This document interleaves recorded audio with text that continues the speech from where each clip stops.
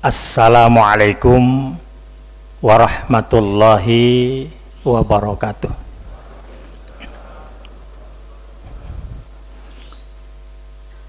Bismillahirrahmanirrahim. Alhamdulillahi rabbil alamin.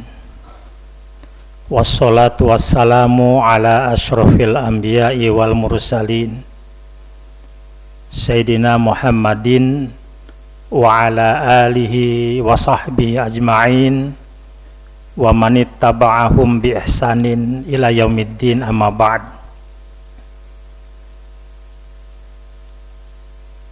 Qala Allah ta'ala fi kitabil karim, a'udzu billahi minasyaitonir rajim, qul innama ana basyarum mithlukum yuha ilayya annama ilahukum ilahu wahid faman kana yarju liqa'a rabbih falyamal amalan salihan wal yusyrik bi'ibadati rabbi ahada. Katakan, aku ini adalah manusia seperti kamu juga, hanya saja aku diberi wahyu. Sesungguhnya Tuhanmu adalah Tuhan yang esa, tidak berbilang. Siapa yang berjumpa dengan Tuhannya nanti di akhirat masuk surga, hendaklah melakukan amal soleh dan jangan sekutukan dalam beribadah kepada Allah. Maha benar Allah dengan segala firman-Nya. Yang terhormat para alim ulama, para ustadz dan ustazah, segenap pengurus DKM Masjid Jami Harapan Jaya, para tokoh masyarakat, Bapak Ibu jamaah sholat subuh yang dirahmati Allah, semoga kita semua selalu dalam keadaan sehat. Allah mudahkan segala urusannya, digampangkan rezekinya, hidupnya maslahat, keluarganya bahagia, menenteramkan penuh kasih sayang, sakinah, mawadah, warahmah. Lingkungannya Allah berkahi, baldatun thayyibatun warabbun ghafur. Di dunia Allah muliakan kita semua, insya Allah nanti di akhirat Allah masukkan kita semua ke dalam surganya bersama para nabi, bersama para siddiqin, bersama para syuhada dan orang-orang soleh. Hadirin yang dirahmati Allah, bersyukur pada Allah hari ini Allah berikan sejumlah kenikmatan kepada kita semua. Nikmat sehat, nikmat kuat, nikmat sempat.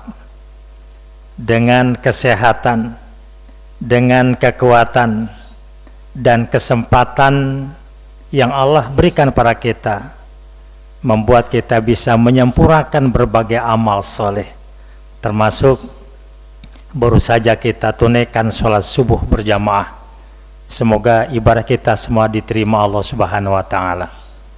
Hadirin rahimakumullah, pagi ini kita akan bahas tentang bab yang ke-64 di kitab Fathul Majid.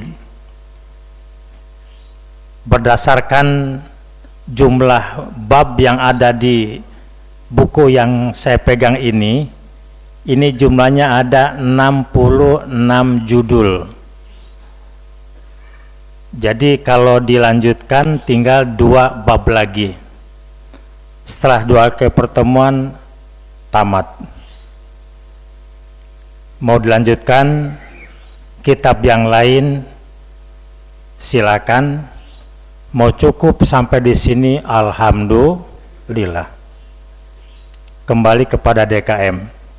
Ketika ada amanat tentu dilaksanakan, tidak ada amanat tentu amanat itu dilaksanakan di tempat lain. Hadirin Bapak Ibu yang dirahmati Allah, saya ingin mendengar masukan dari Bapak Ibu, khususnya para ustadz dan DKM Masjid Jami Harapan Jaya. Setelah membahas ini, apa yang akan dibahas, bab apa, kitab apa jika saya diamanati. Hadirin rahimakumullah, bab yang ke-64 adalah bab la yustashfa'u billahi ala khalqihi. Judulnya, tidak dibolehkan menjadikan Allah sebagai perantara untuk memperoleh syafaat kepada makhluknya. Ada dua sebutan di hadis ini. Sebutan menjadikan Allah sebagai perantara kepada makhluknya. Yang kedua, menjadikan makhluk sebagai perantara kepada Allah. Yang benar yang mana? Mari kita bahas. Bapak Ibu yang dirahmati Allah, di hadis Nabi, ya, bunyi hadisnya demikian. An Jubair bin Mut'aim, hadis dari Jubair bin Mut'aim radhiyallahu anhu qala, Ja'a Arabiyun ila Nabi sallallahu alaihi wasallam. Ada seorang badui datang kepada Nabi sallallahu alaihi wasallam. Faqala, kemudian orang badui itu mengatakan, ya Rasulullah, wahai Rasulullah, nuhikatil anfus, ya,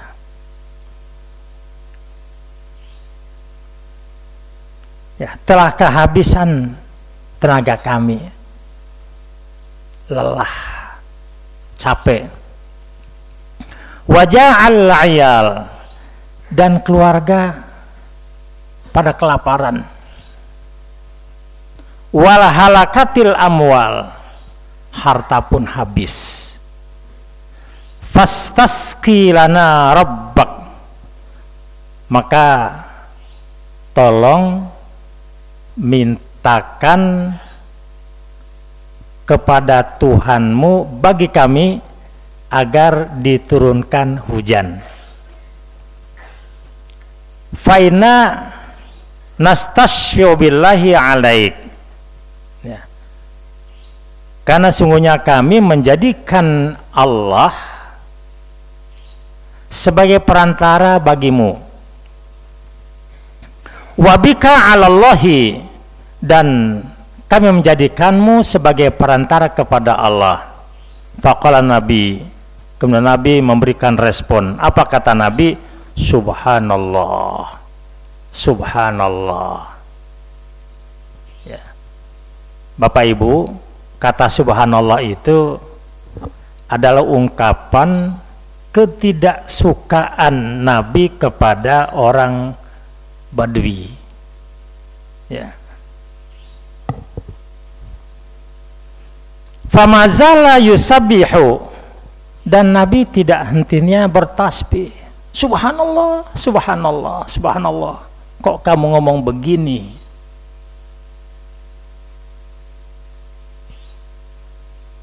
Ketidaksukaan Nabi hatta urifa zalika fi wujuhi ashabi, sehingga dilihat, ketahui sahabat-sahabat Nabi pun ikut marah kepada orang Badui ini. Sumaqala waihaka, ya, celaka kamu, hei orang Badui. Atadri mallah, apa kamu tidak tahu siapa Allah itu? Inna syanallahi azam min zalik, sedangkan Allah itu keberadaannya lebih agung dari itu semuanya. Innahu la yustashfa'u billahi ala hadin, sesungguhnya tidak dibenarkan untuk menjadikan Allah sebagai perantara kepada makhluknya. Wa zakara hadis, kemudian menyebutkan hadis itu rawahu Abu Dawud. Hadis ini riwayat Abu Dawud. Bapak Ibu, perlu saya sampaikan, kalau kondisi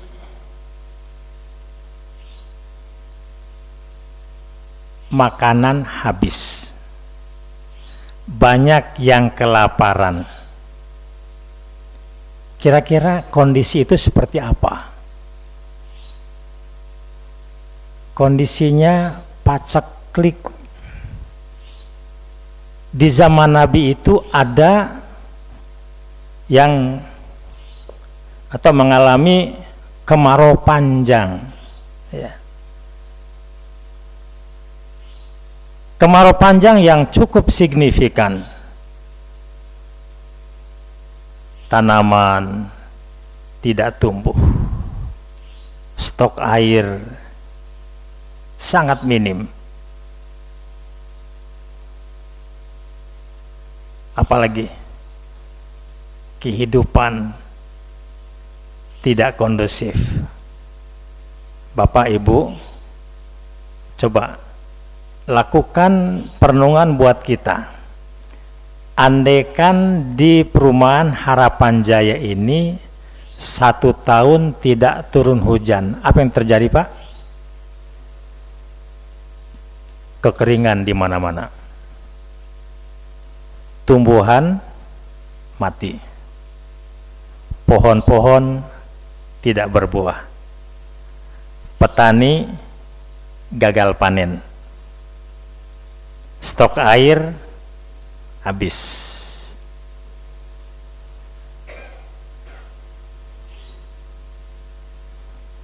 Bapak Ibu, di daerah tertentu yang mungkin di antara Bapak Ibu yang pernah melihat langsung dengan mata kepala sendiri, ada juga yang mengetahui lewat media TV misalnya, berapa banyak saudara kita untuk mengambil air itu melakukan perjalanan berkilo-kilometer. Katakanlah, andaikan Bapak Ibu untuk mandi harus ambil air di cakung. Bapak jangan berpikir bahwa Bapak punya kendaraan, harus dengan mikul. Kira-kira lelah enggak? Capek?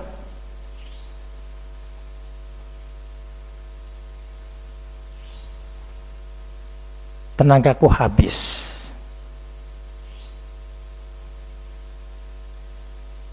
Keluarga lapar, harta pun musnah, gagal panen. Nah, ketika orang Badui itu datang kepada Nabi, apa yang disampaikan kepada Nabi itu? Ya Rasulullah, tolong mintakan kepada Tuhanmu agar diturunkan hujan buat kami. Ya, Bapak Ibu, untuk mendapatkan penjelasan tentang ini perlu saya analogikan dalam kehidupan sehari-hari. Baik, Bapak Ibu, mari kita coba lihat ke sini. Waktu hari Senin, di sini kan ada penyembelihan hewan kurban, betul ya? Nah, ketika penyembelihan hewan kurban itu, maka daging kurban itu tentu akan didistribusikan kepada orang yang akan menerimanya. Siapa itu yang menerimanya? 3 kelompok ya. Pertama, bagi yang berkurban. Kedua, orang fakir miskin.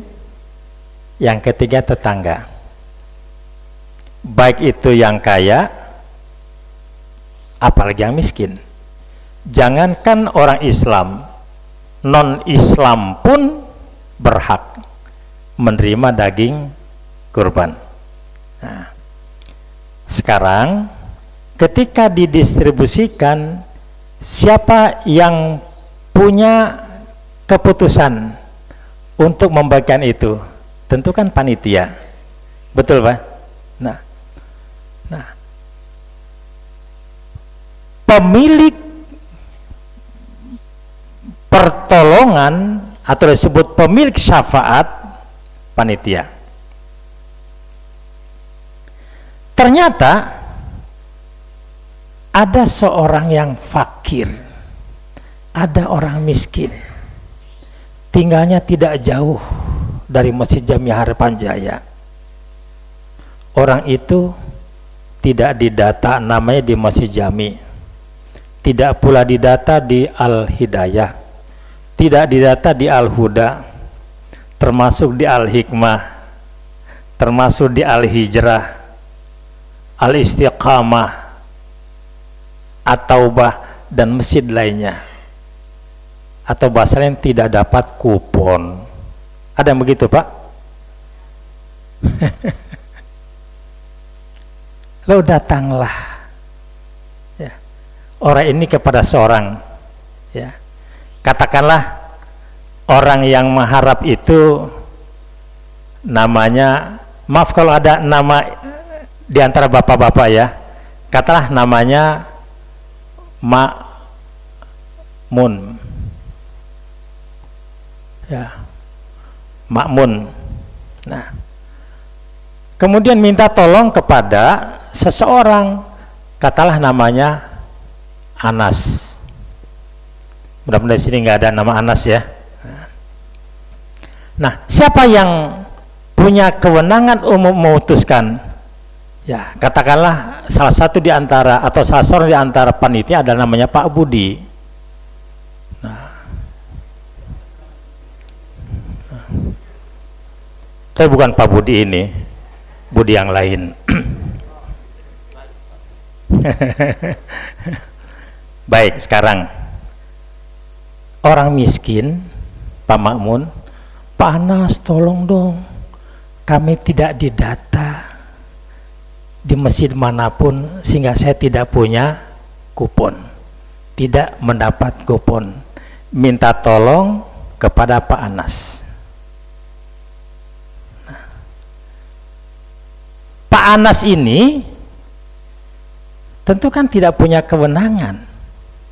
Sudah dia sendiri bukan panitia, dia pun tidak motong hewan kurban milik dia sendiri, maka Pak Anas ini menghubungi ya orang yang punya keputusan, yang punya kewenangan untuk memutuskan, namanya Pak Budi. Kata Pak Anas, Pak Budi tolong, ini ada orang miskin tidak dapat kupon dari masjid manapun. Oke. Nah, sekarang Bapak Ibu sekalian, dalam bahasa Arab yang menentukan bisa memberikan pertolongan namanya pemilik syafaat. Oke ya. Yang memberi pertolongan namanya pemberi syafaat. Yang menerima syafaat itulah yang mengajukan permohonan. Berarti ada 3 personil kan? Pak Budi, Pak Anas, Pak Makmun. Terus apa hal yang dimintanya? Apa, Pak? Daging kurban.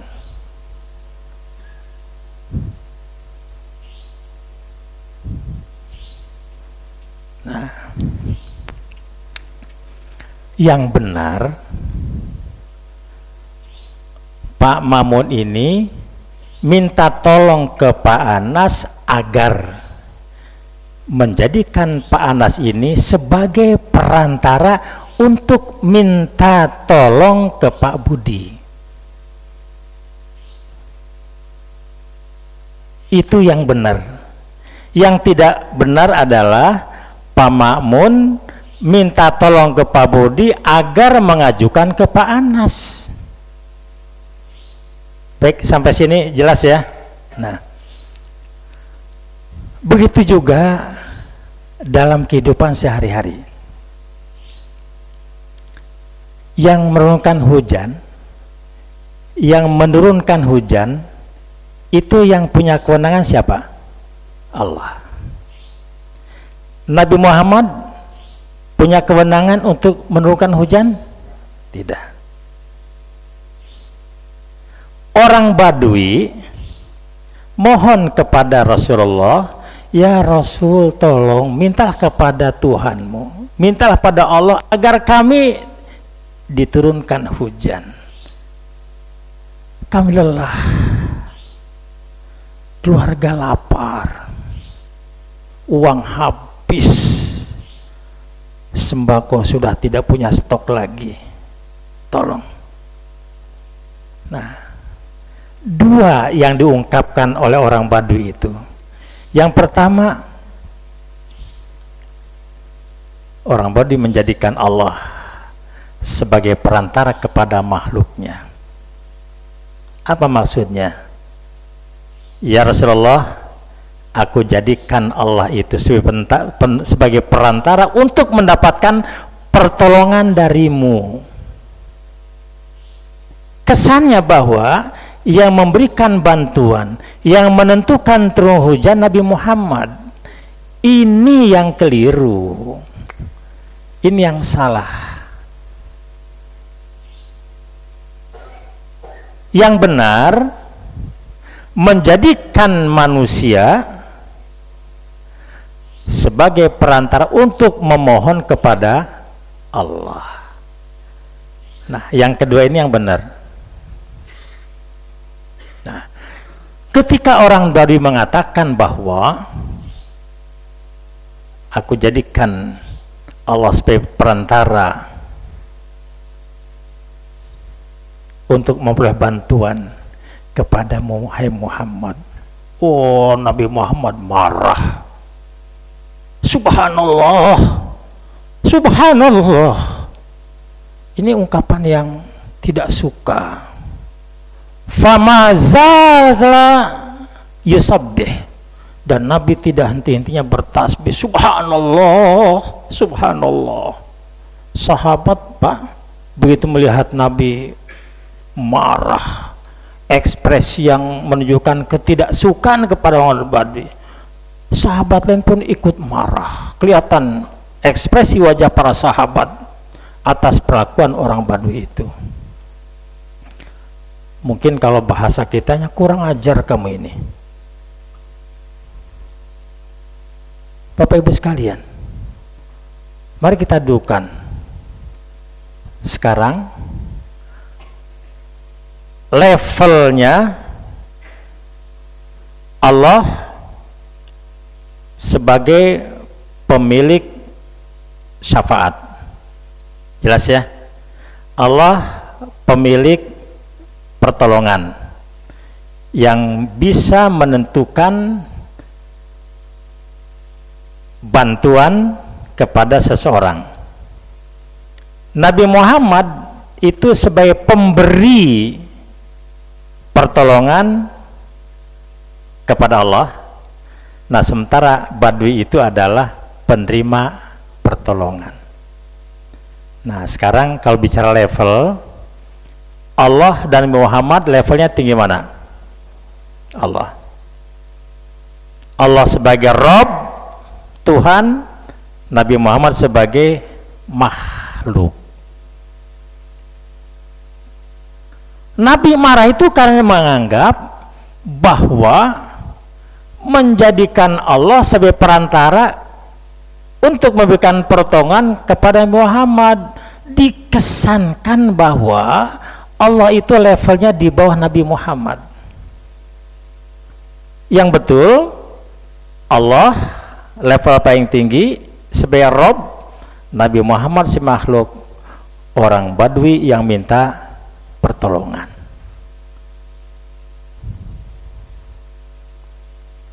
Dengan tanggung-tanggung, Pak. Nabi itu diminta oleh orang Badui pada saat sholat Jumat. Ya. Ini namanya istisqa. Apa itu? Istisqa. Istisqa.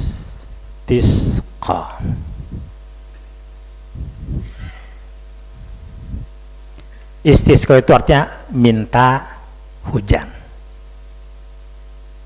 Ada 3 cara minta hujan itu. Pertama, berdoa selesai sholat 5 waktu. Silahkan. Itu cara yang diajarkan Rasul untuk minta hujan. Yang kedua, berdoa ketika khutbah kedua, khutbah Jumat. Ketika khutbah Jumat yang kedua, Bapak Ibu, kalau khutbah kedua itu apa doanya? Allahumma gfir lil mu'minina wal mu'minat, terus wal muslimina wal muslimat al ahya'i minhum wal amwat. Nah, ketika minta hujan tentu doanya Allahumma aghithna. Ada lagi Allahumma asqina, ya Allah turunkan hujan buat kami, ya Allah turunkan hujan buat kami. Nabi melakukannya doa itu sampai 3 kali ketika khutbah Jumat yang kedua. Jadi disisipkan doa minta hujan. Yang ketiga, selain ba'da sholat 5 waktu, selain ketika khutbah kedua, yang ketiga ada namanya sholat istisqa, sholat minta hujan. Berapa rakaat sholat istisqa? 2 rakaat. Khutbah dulu atau sholat dulu? Wah, lupa ya. Kemarin waktu musim kemarau panjang sholat istisqa enggak? Coba lihat, saya tidak akan bahas ini, agak panjang nanti tata caranya. Bapak Ibu sekalian, nanti ketika minta hujan ada doanya.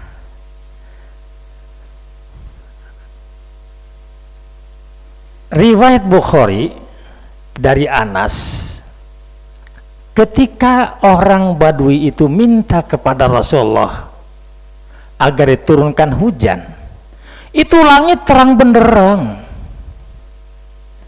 tidak ada awan, tidak ada mendung satu gumpal pun, bersih terang benderang. Waktu khutbah masih berlangsung. Begitu menjelang sholat Jumat dilaksanakan, pun berdatangan sejumlah awan itu berkumpul, semakin banyak, dan akhirnya semakin menumpuk, semakin tebal. Apa yang terjadi? Waktu Nabi mimpin sholat Jumat, turun hujan deras, sederas-derasnya. Nah, ini doa minta hujan. Nah, baik.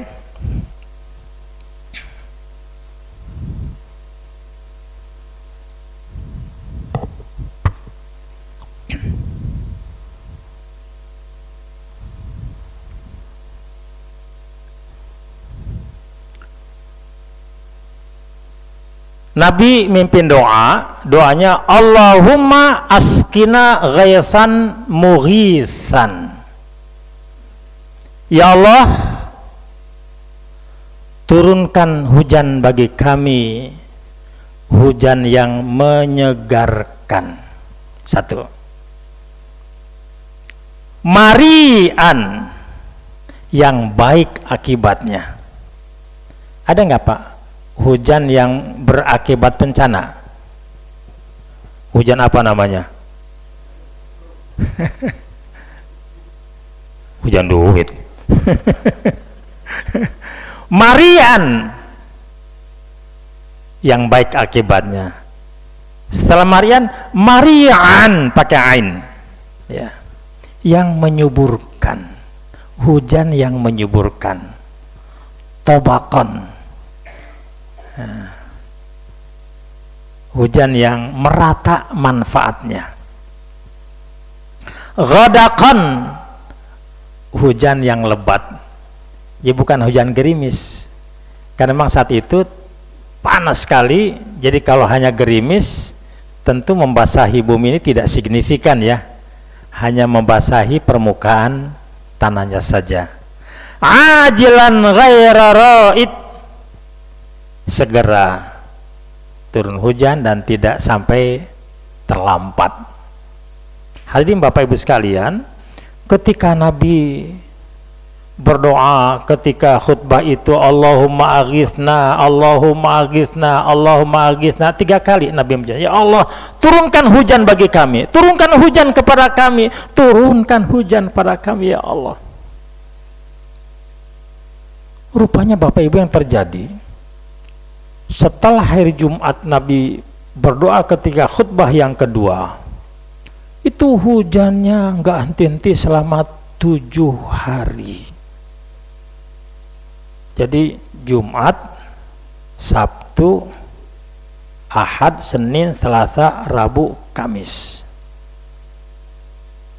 nggak henti-henti sampai memasuki hari yang ke-8. Nah, waktu Nabi khutbah Jumat, orang Badui tadi datang kembali. Apa yang dikatakan orang Badui pada Rasul? Ya Rasul, tolong stop hujan, hentikan, jangan lanjut, nanti kami kebanjiran.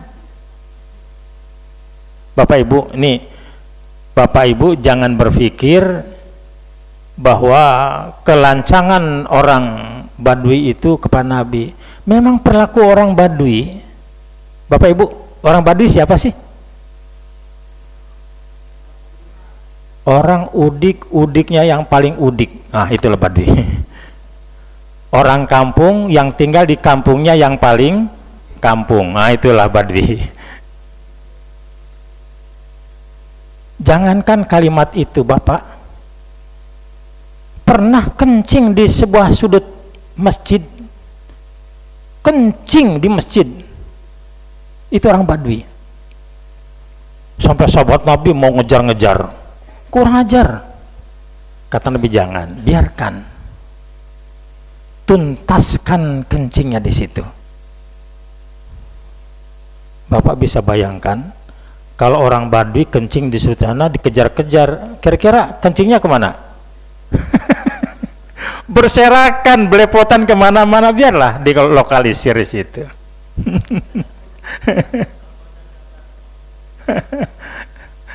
Akhirnya begitu tuntas baru Nabi siram, dan saat itu lantai masjid Nabi masih berupa tanah. Sampai sempat Pak, air hujan itu menggenangi lantai masjid. Orang Badui dengan vulgarnya mengatakan, ya Rasul, tolong hentikan hujan, stop hujan. Akhirnya Nabi langsung merespon. Apa doanya Pak? Allahumma hawalaina, ya Allah, turunkan hujan di sekitar kami. Wala alaina, jangan turunkan hujan di atas kami. Nabi tidak memenuhi permintaan orang Badui, Kalau disuruh stop, berarti suruh dihentikan hujan.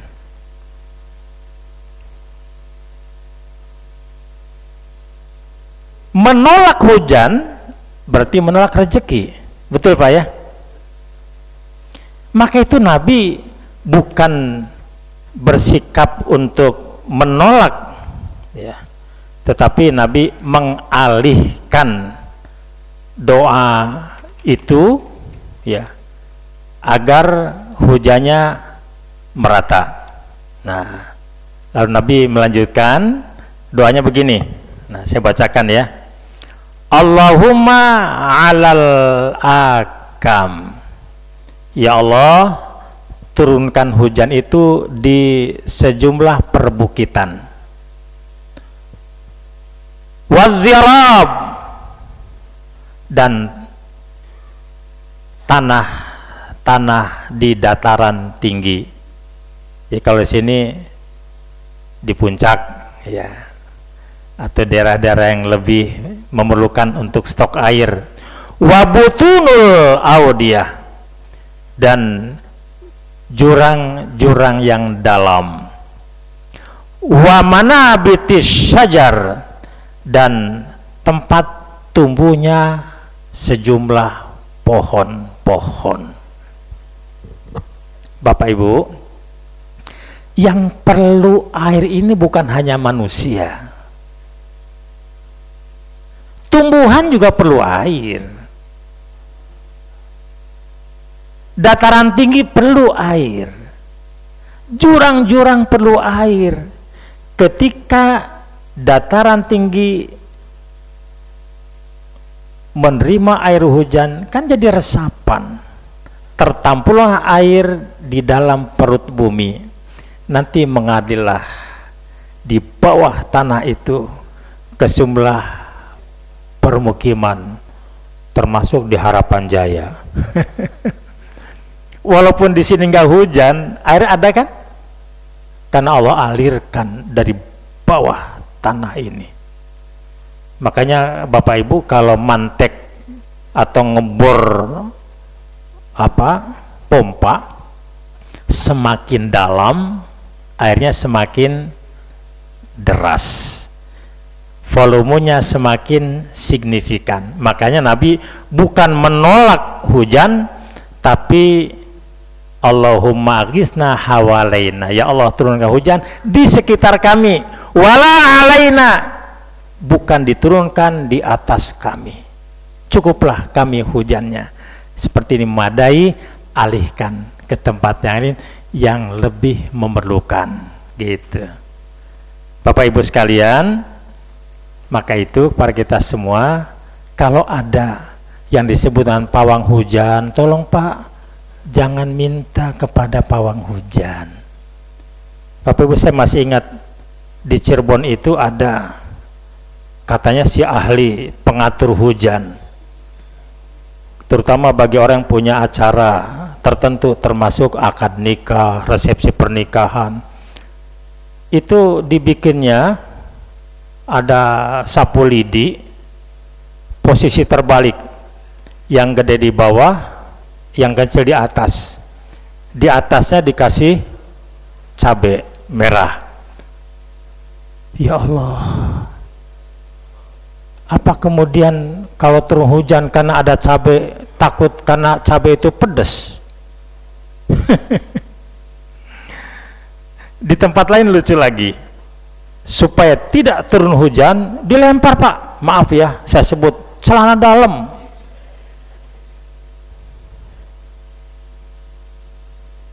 Ini kerjaan orang yang tidak beriman Pak, khurafat, tahayul. Minta hujan, mintalah pada Allah. Minta mengalihkan hujan itu karena jumlahnya sudah cukup, juga minta kepada Allah. Nah itu makanya pada kita semua, kalau ada keperluan, mintanya kepada Allah.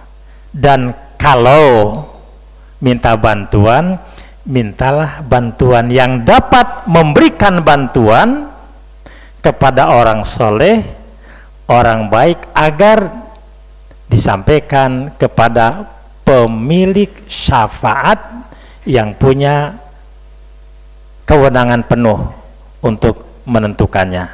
Baik Bapak Ibu sekalian, karena itu para kita semua, kalau ada satu hal yang jadi problem buat kita, silahkan Bapak minta doa kepada orang soleh. Kira-kira di sini orang soleh siapa Pak? Bukan Pak Soleh, bukan ya? Siapa kira-kira orang soleh di sini? Pak Budi. Pak Budi bukan soleh, soleh banget. Nah, jadi kalau ada orang soleh, kita sampaikan, Pak tolong doakan kami, kita bermohon pada Allah, kan punya masalah gini-gini. Boleh Pak. Saat itu orang yang soleh dan bahkan paling soleh adalah Rasulullah, maka mintanya kepada Nabi. Minta kepada orang yang masih hidup agar mendapatkan pertolongan Allah, itu dibenarkan dalam Islam. Yang tidak boleh adalah meminta kepada Allah lewat orang yang sudah meninggal. Makanya kondisi kemarau panjang itu pun terjadi pada zaman Umar bin Khattab. Apa yang dilakukan Umar bin Khattab radhiyallahu anhu? Kata Umar, ya Al-Abbas, Abbas ini adalah paman Nabi. Saat itu paman Nabi masih hidup. Tolong doakan kepada Allah agar turunkan hujan. Kenapa disampaikan kepada Abbas paman Nabi? Karena Abbas itu adalah orang soleh. Andaikan boleh meminta kepada orang yang sudah meninggal, maka Umar bin Khattab mintanya kepada Rasulullah. Ternyata Umar bin Khattab tidak melakukannya, karena tidak dibenarkan meminta kepada orang yang sudah meninggal. Itu level Rasulullah, apalagi minta kepada orang biasa. Nah, tolong para kita semua ini luruskan niat. Kalau ada safari ziarah ke Wali Songo di Cirebon, namanya Sunan Gunung Jati. Nanti ke sana ada Sunan Kudus, Sunan Muria, Sunan Ampel, Sunan Giri, Sunan Bonang, dan seterusnya.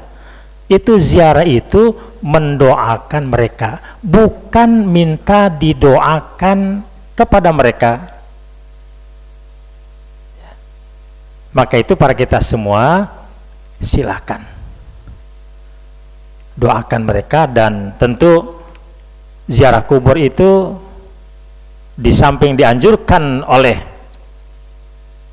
Rasulullah bahwa ziarah kubur itu tuzakirul maut, bisa mengingatkan kita atas kematian. Bapak Ibu, orang yang ingat mati itu nggak neko-neko Pak. Bu, andaikan ibu tahu besok mau mati, mau nggak berbohong? Andaikan bapak tahu bocoran informasi nanti sore meninggal, mau nggak nipu orang? Nggak mau. Mau nggak korupsi? Nggak mau.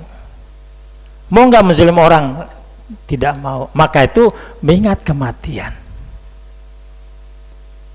menyadarkan kita untuk bermuhasabah. Bapak Ibu masih ingat kan yang dulu pernah saya sampaikan, orang yang sudah meninggal saja maunya hidup kembali. Laula akhartani ila ajalin qarib fasaddaqa wa aku minas solihin.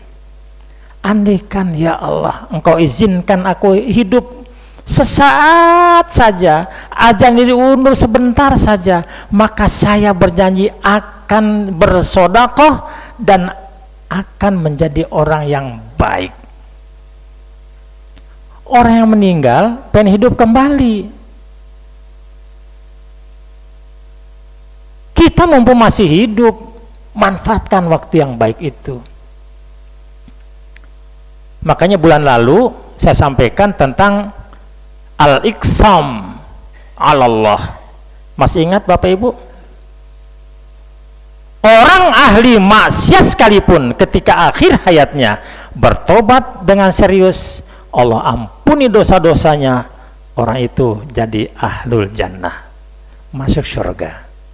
Sementara ahli ibadah yang dengan pedenya mengatakan bahwa dirinya optimis masuk surga, besar harapan masuk surga, tetapi karena ada ungkapan ketika saudaranya banyak maksiat, dia katakan, wallahi la yaghfirullahu laka wa yadkhulukal jannah walakan nar.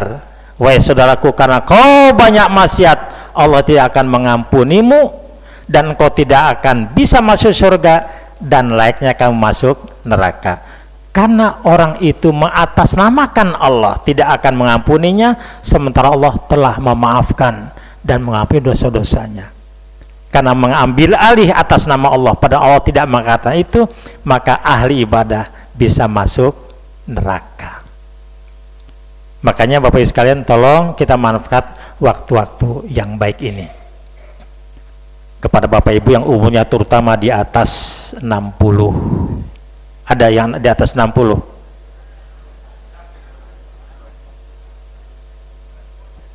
Pak Putut masih masa pertumbuhan, Bapak Ibu masih usia 35-an ya. Andai kan ada kita di atas 60, ini momentum yang tepat untuk bermuhasabah, untuk memperbaiki diri. Tolong murnikan tauhid kita, jangan campur adukan dengan musyrikan. Orang yang sudah mati saja pengen hidup kembali untuk memperbaiki amalnya. Nah, kita yang masih hidup, ini kesempatan baik, peluang emas untuk melakukan berbaik kebaikan. Bapak Ibu, itu saja yang dapat sampaikan. Semoga kajian ini bermanfaat untuk kita semua. Untuk sesi ini nanti lanjutkan dengan tanya jawab, dan kita tutup dulu ya dengan doa. Alhamdulillahirabbil alamin, subhanakallahumma wa bihamdika asyhadu an la ilaha illa anta astaghfiruka wa atubu ilaik. Assalamualaikum warahmatullahi wabarakatuh. Mungkin ada Bapak Ibu yang mau bertanya, saya kembalikan para pembicara. Namun saya mohon maaf, nanti sebelum jam 6:30 saya mohon izin, kalaupun ngopi sebentar langsung berangkat, karena ada ngasih tausiah di Masjid Al-Azhar. Jadi jam 7:15 sudah ada di sana. Terima kasih. Silakan saya kembalikan para pembicara. Baik, alhamdulillah, terima kasih Ustaz. Silakan Bapak Ibu jika ada yang mau tanya. Jadi kita batasin aja waktu pertanyaannya paling lama 20 menit ya Bapak Ibu. Silakan dari Bapak ini baru Pak Putut.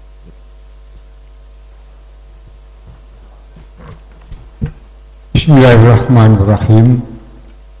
Assalamualaikum warahmatullahi wabarakatuh. Pak Ustadz, saya ada beberapa pertanyaan ini. Yang pertama, saya itu pernah berdiskusi sama orang atau teman-teman yang non muslim. Saya menyatakan Allah itu ada. Tapi dia bertanya, Pak Ustadz, di mana adanya? Tempatnya di mana? Apakah di Jami atau di Sumarekon atau di mana? Jadi saya itu karena orang umum enggak bisa menjelaskan, Pak Ustadz. Mohon penjelasan Pak Ustadz. Yang pertama. Yang kedua, ada ibu-ibu yang pelacur ini. Yang satu pelacur. Pelacur kalau berdoa minta ampun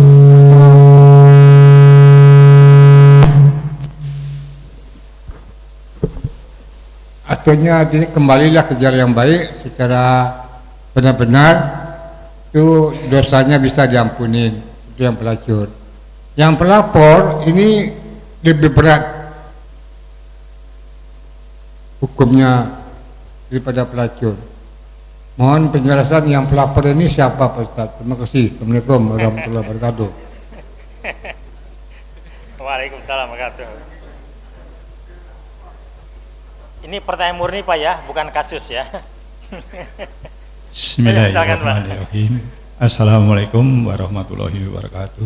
Waalaikumsalam warahmatullahi wabarakatuh. Ustadz yang kami hormati, tema yang sangat menarik dan sangat jelas penjelasannya Pak Ustadz. Hanya kami ingin menanyakan bagaimana menggunakan wasilah untuk mendapatkan syafaat sesuai dengan syariat Islam. Karena apa? Ada yang meminta doa itu langsung kepada Allah SWT, ada yang melalui wasilah. Nah, bagaimana bentuk hukum dari perintah dan larangannya? Itu yang pertama. Yang kedua, jalan pendekatan yang seperti apa untuk mendekatkan diri kepada Allah dalam memohon atau berdoa? Sekian, terima kasih. Wassalamualaikum warahmatullahi wabarakatuh. Waalaikumsalam warahmatullahi wabarakatuh. Baik, ada satu lagi. Sudah cukup Pak. Silakan Pak Ustadz. Ibu-ibu di belakang ada pertanyaan? Oh, ada Pak Wahab. Silakan Pak Wahab. Assalamualaikum warahmatullahi wabarakatuh. Waalaikumsalam. Sebenarnya saya tertarik juga ya Pak yang Bapak sampaikan, juga diulas oleh Bapak tadi mengenai cara atau aplikasi Islam. Di media elektronik ada segelintir Ustadz juga yang membahas tentang pengaplikasian Islam. Yang pertama masih bertumbuh pada syariat. Yang kedua ada yang pada tarikat. Yang tiga pada hakikat dan makrifat. Jadi mohon penjelasan, dan di situ juga diwanti-wanti kalau udah masuk ke level yang lebih tinggi harus ada orang yang membimbing termusid yang tepat supaya tidak terjadi kekeliruan.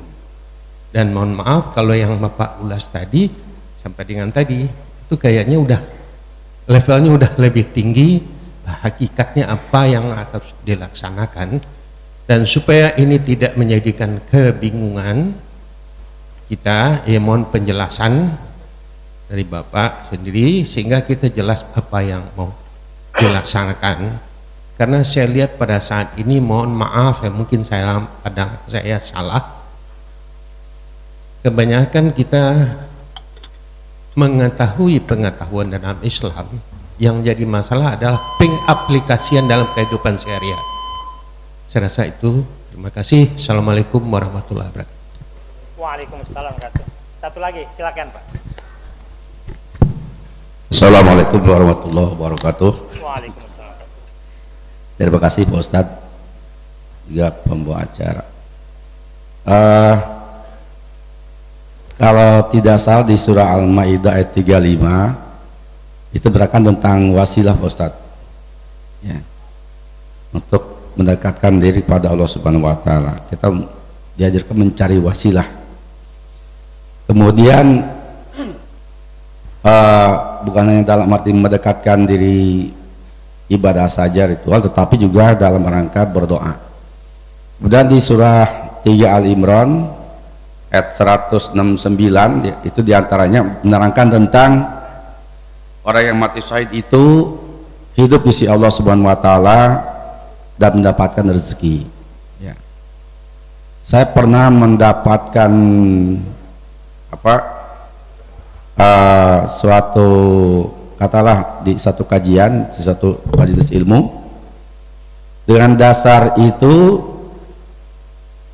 apalagi dengan para wali misalnya yang hidup di sisi Allah Subhanahu wa Ta'ala, makanya kita tidak salah juga kalau memohon wasilah lewat orang-orang yang telah meninggal yang dekat dengan Allah karena hidup di sisi Allah Subhanahu wa taala. Nah, itu pernah ada saya dengar seperti itu.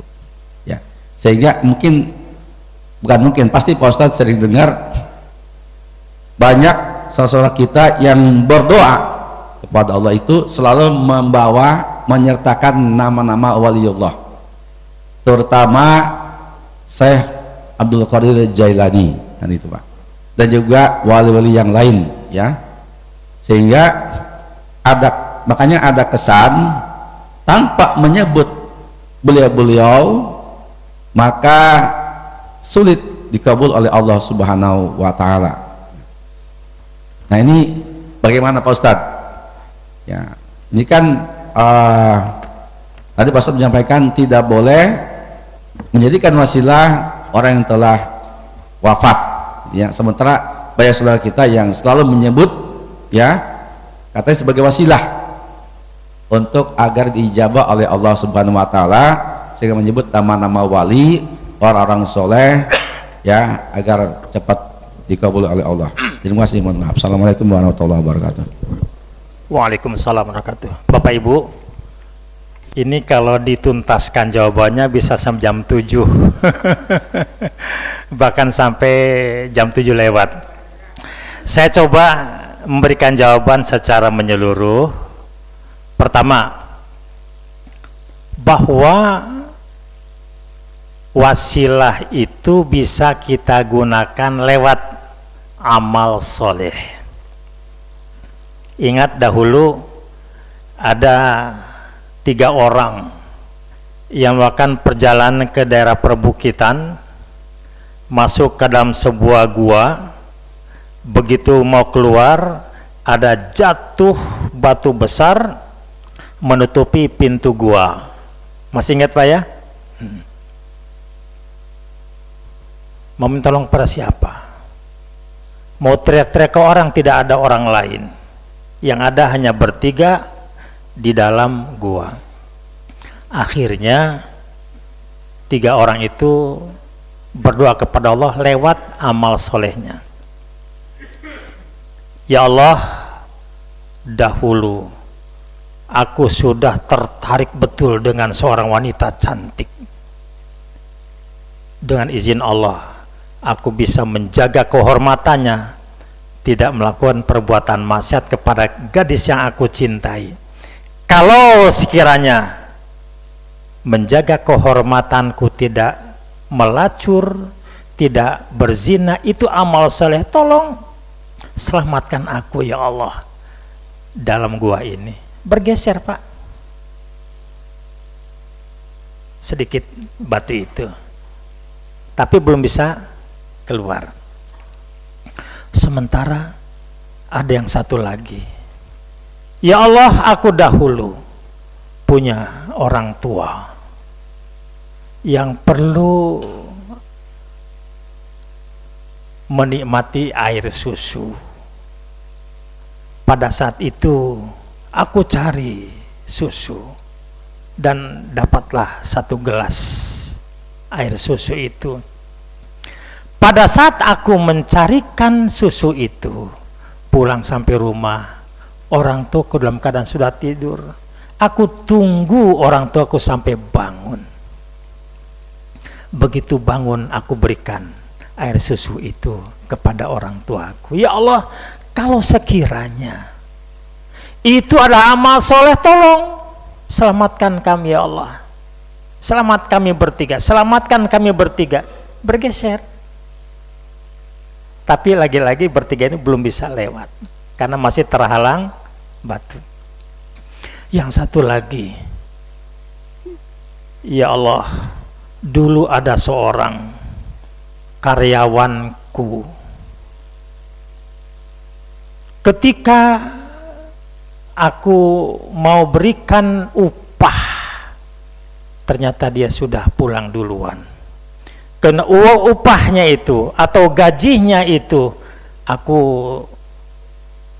upayakan lagi, aku usahakan lagi, jadilah berkembang biak berupa sejumlah hewan ternak.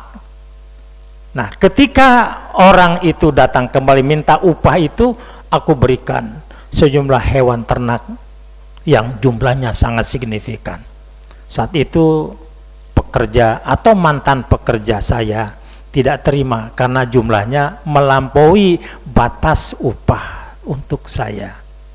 Tapi aku ikhlas berikan sepenuhnya dan dia senang sekali. Ya Allah, kalau sekiranya memberikan kesenangan pada orang lain dan upah yang begitu banyak itu merupakan amal soleh, ya Allah, selamatkan kami bertiga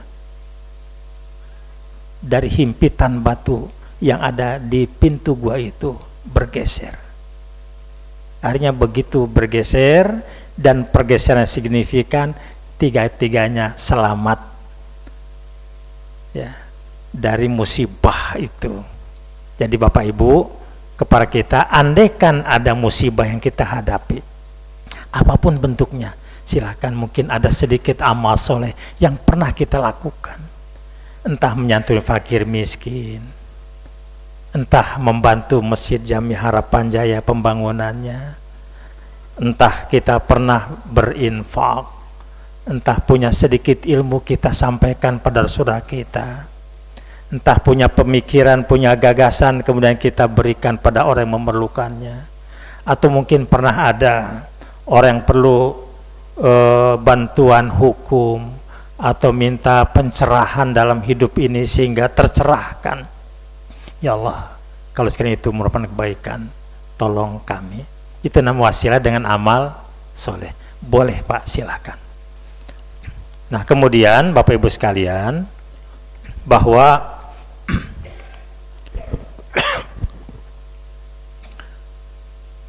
ketika orang itu melakukan berbagai kemaksiatan termasuk pelacur, ketika Allah ampuni, selesai Pak urusan. Bahkan kalau berdasarkan surat Al-Furqan ayat yang ke-70, surat 25 ayat 70, itu bukan hanya sebatas dihapuskan catatan rapot merahnya, tapi yubadillahu sayyatim hasanat, catatan buruknya Allah ganti dengan catatan yang baik, sehingga keburuknya tidak terlihat dalam buku rapot nanti di akhirat. Makanya kata Nabi, atbi'is sayyatal hasanatamuha, kalau kita berbuat buruk, berbuat maksiat, iringi dengan kebaikan kita, karena kebaikan kita itu dapat menghapuskan dosa-dosa kita. Makanya ada kisah seorang pelacur masuk surga, itu yang disampaikan Nabi. Gimana kalau pelakor? Bapak-bapak tahu kan pelakor ya, orang yang merusak keluarga, suami istri harmonis, masuk orang ketiga, hancur berantakan keluarga itu. Pelakor.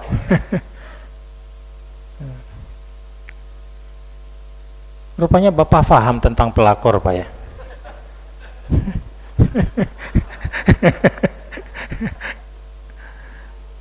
Mau pelacur mau pelakor asal tobat selesai Pak. Allah itu kan memberikan azab, Allah menyiksa orang kalau punya salah kan. Ketika kesalahan sudah ada, Allah ampuni, dosa-dosa sudah hapuskan, nol kemaksiatan. Yang dicatat apa? Kebaikannya. Nanti kan ditimbang. Fama man thaqulat mawazinu fawa fi isyati radiyah. Kejahatan tidak ada, yang ada kebaikan, maka ditimbang ternyata kebaikan yang lebih berat. Fawa fi isyati radiyah, maka berbahagia dia masuk surga, menyenangkan. Tapi wa amma man khaffat mawazinuhu fa ummuhu hawiyah, kalau ternyata amal baik tidak ada, yang berat amal buruknya, induknya di hawiyah. Wa ma adraka ma hiya, apa itu hawiyah? Narun hamiyah, neraka yang sangat panas. Syariat itu hukum Islam Pak, sholat, zakat, saum, haji, itu syariat. Ajaran yang mengajarkan kita untuk mengamalkan sejumlah aturan Islam itu namanya syariat. tarekat itu cara, Pak. Thariqah bahasa Arabnya, orang menyebut tarekat, cara. Bapak Ibu sekalian, bagaimana untuk membuat Allah sayang, Allah senang, Allah tersenyum kepada kita? Ingat dulu dialog Nabi Musa kepada Allah. Apakah sholat yang membuat Allah senang? Bukan. Sholat itu untuk dirinya. Apakah haji itu membuat Allah senang? Itu pun haji untuk dirinya. Apakah saum itu membuat orang tersenyum? Saum juga untuk dirinya. Bahwa yang membuat Allah senang, Allah tersenyum adalah ketika orang itu mampu memberikan nilai manfaat bagi orang lain.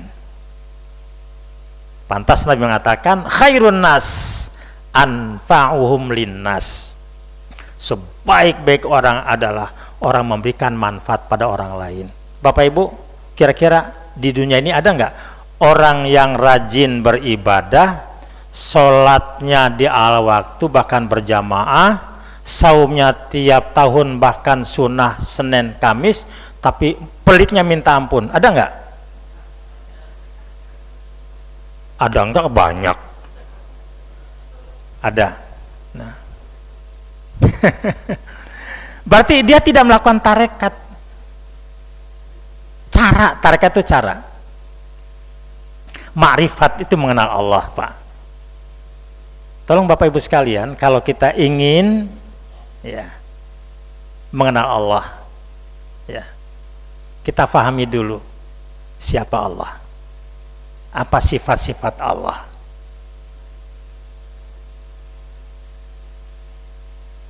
Tak kenal maka tak cinta, tak cinta maka tak sayang. Maka ma'rifat itu sangat penting dalam kehidupan sehari-hari. Makanya ada satu suluk ya, praktek orang yang bertarekat. Apa doanya? Ilahi anta maksudi waridhoka matlubi, a'tini mahabbataka wa ma'rifatak.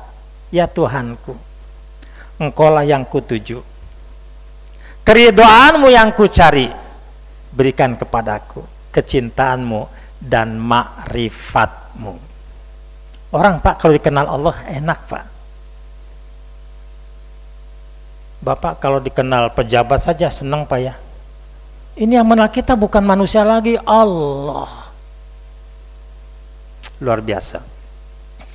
Tolong Pak, kalau bicara tentang hakikat, itu tidak boleh melepaskan syariat. Dulu pernah saya sampaikan, Pak, itu film Wali Songo yang namanya Kalijogo, itu perlu dikritisi, Pak. Perlu dikritisi. Kenapa? Waktu duduk berlama-lama di pinggir kali, makanya Kalijogo kan, jaga kali. Lama duduk di atas batu, samping kanan kirinya air, sampai rumput yang merembet ke tubuhnya, melit tubuhnya itu dibiarkan.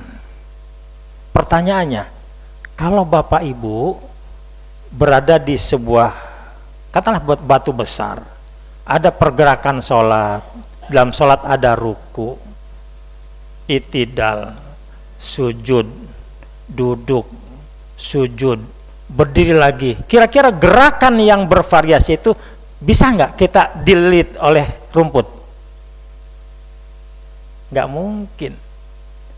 Jemaah dililit dan rumput kita saya melakukan pergerakan. Nah ini, jadi kalau misalnya mengatakan Kalijogo itu adalah orang dekat dengan Allah, nggak perlu sholat, salah, Pak. Coba kalau kita perhatikan, yang paling soleh di dunia ini siapa? Rasulullah. Yang paling baik akhlaknya di dunia ini siapa? Rasulullah. Orang yang paling dekat dengan Allah siapa? Lagi-lagi Rasulullah. Rasulullah sholat sampai akhir hayatnya, Pak. Artinya bahwa ketika orang bicara hakikat, itu jangan melepaskan syariat. Aduh, agak panjang nih, Pak, kalau cerita ini. Mohon maaf kalau saya batasi. Bapak Ibu sekalian, Itu makanya dulu waktu kajian-kajian bab ke-5 dan bab ke-6 saya pernah menyampaikan di forum yang terhormat ini.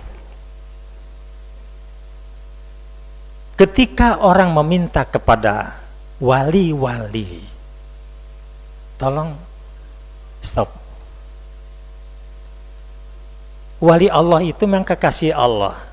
Andaikan wali-wali Allah itu bisa bangkit kembali hidup ke dunia menemui kita, ente jangan minta kepadaku, aku nih makhluk, minta kepada Allah.